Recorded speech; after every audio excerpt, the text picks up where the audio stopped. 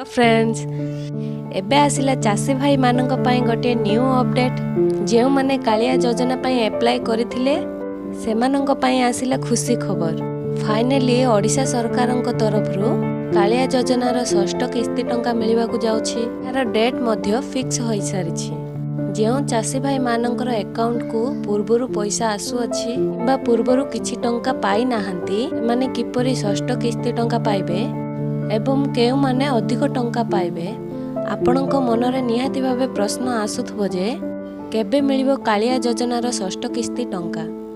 सबु समाधानर बाट मु एही वीडियो रे कहि देबी।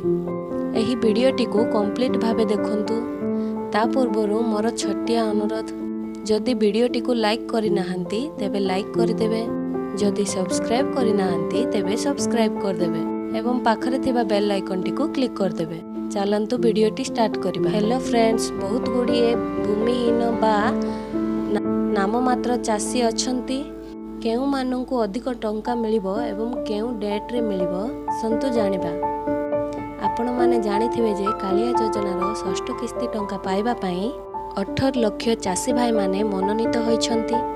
खुशीर कथा एही जे जेउ भाई माने कालिया योजनार षष्ठ किस्ती टंका पाई नाहंती सेमानंकु षष्ठ किस्तीर टंका मिलिबाकू जाउछि एवं जेउ चाषी भाई माने प्रथम द्वितीय तृतीय सेमानंकु एका बेले प्रथम किस्ती द्वितीय किस्ती तृतीय किस्ती मिलिबाकू जाउछि। जहा कि आम अंचल रे चाष काम चालू अछि। एही चाष कार्य को लक्ष्य करी आमर राज्य सरकार श्रीजुक्त नवीन पट्टनायक कालिया योजना माध्यम रे चाषी भाई मानक अकाउंट को पैसा पठाउछंती। कृषक भाई मानक अकाउंट को पैसा पठेबा पई डेट टी फिक्स होई सारिछि।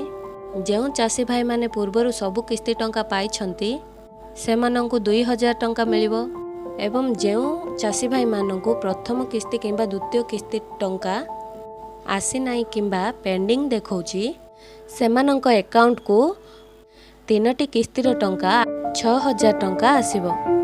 एही अगस्त मासर शेष सप्ताह रे किंबा सेप्टेम्बर मासर प्रथम सप्ताह रे अकाउंट को धीरे धीरे सबु पैसा पठा जिवो। एणु आपण माने अपेक्षा करंतु। एही मासर शेष सुधा आपणक अकाउंट को पैसा टी आसी जिवो। एहा थिला फ्रेंड्स गोटे छोटिया अपडेट। जदि वीडियोटी आपण माननकु भल लागिछि तबे वीडियोटी को लाइक कर देबे एवं सब्सक्राइब कर देबे एवं पाखरे थिबा बेल आइकन टी को क्लिक कर देबे, जहा द्वारा कि हमरो एही बलिया लेटेस्ट इनफॉरमेशन गुडाक सर्वप्रथमे पाई परिबे।